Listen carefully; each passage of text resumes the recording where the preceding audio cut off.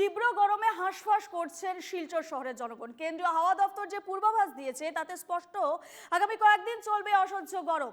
দিনের সর্বোচ্চ তাপমাত্রা 36.5 ডিগ্রি উঠলেও বাতাসে আর্দ্রতা থাকায় গরমের তীব্রতা অনেক বেশি অনুভূত হচ্ছে। ফলে দিনের বেলা রাস্তাঘাট শুনশান থাকছে, শহরের যানজট উধাও।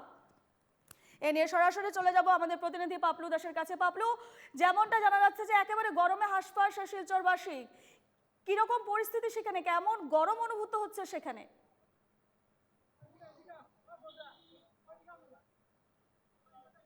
জি, দেখো রূপা, আমি যে জায়গাটা দাঁড়িয়ে রয়েছি সেটা শিলচরের অত্যন্ত প্রাণচঞ্চল এবং তীব্র যানজটের মতো একটা এলাকা।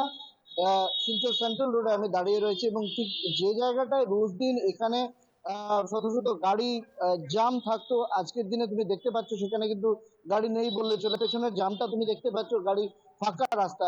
এই এই অবস্থা ছিল গোটা দিনই, এবং গত দুদিন থেকে যেহেতু রোদ এখানে বাড়ছে এবং আইএমডি যে রিপোর্টটা দিয়েছে সেই রিপোর্ট অনুযায়ী আগামী সপ্তাহব্যাপী এই গরমের তীব্রতা আরো বাড়বে শিলচর সহ বরাক উপত্যকায়। কারণ আজকে 33.5 ডিগ্রি সেন্টিগ্রেড ছিল। এমত অবস্থায় আমরা দেখতে পাচ্ছি যে এখানে হিউমিডিটি বেশি থাকায় বা আর্দ্রতা বেশি থাকায় শহরের মানুষের যে অবস্থা দাঁড়িয়েছে, গরমে তীব্র হাঁসফাঁস করছেন মানুষ, তীব্র যন্ত্রণা অনুভূত হচ্ছে গোটা শহরে।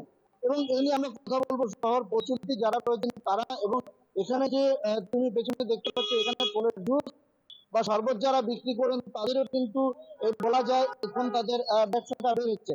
রয়েছেন প্রচলিত কমল চক্রবর্তী। আমরা কমলদের থেকে জানবো, এই যে গরম, কমলদা, এই যে গরম চলছে, যেভাবে যে আবহাওয়া যে চলছে, কি বলবেন আপনি? মূল কারণটা হচ্ছে অরণ্য ধ্বংস করে নিয়েছে কর্পোরেট লেভেল। এবং বেশ কয়েক বছর আপনি দেখেছেন যে ডলুতে লক্ষ লক্ষ চা বাগান, চায়ের গাছগুলো তুলে গেছে। এটাই হচ্ছে মূল কারণ।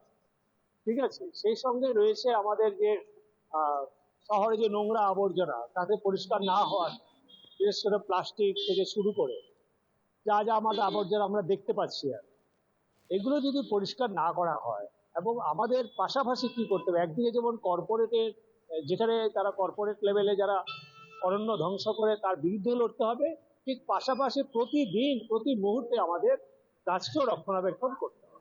অসংখ্য ধন্যবাদ। এবং যে ব্যাপারটা বন ধ্বংসের যে ব্যাপারটা উঠে এলো সামনে, আমরা পাশাপাশি কথা বলবো এখানে যারা বিভিন্ন ধরনের পানীয় জল বা ফলের জুস যারা বিক্রি করছেন তাদের বক্তব্য।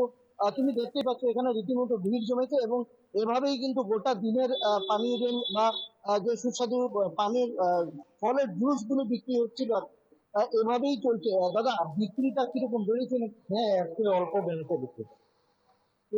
পাশাপাশি দামটাও কি না, দামটা একদম কমই, সস্তা। অন্যান্য দিনের তুলনায় আপনাদের যে বিক্রি বাট্টা যেটা হচ্ছিল গতকাল অব্দি আমরা দেখছি, আজকে গরম বেড়েছে, এখানে অনেকটাই গরম বেড়েছে। একটু বেশি থাকে, মানে তরমুজ কি বলবে, ফলের রেট গুলো নানি সবসময় এক থাকে না, কিন্তু আমাদের রেট তো আমাদের সমান থাকে, ফলের রেট গুলো বেশি হয়ে যায়।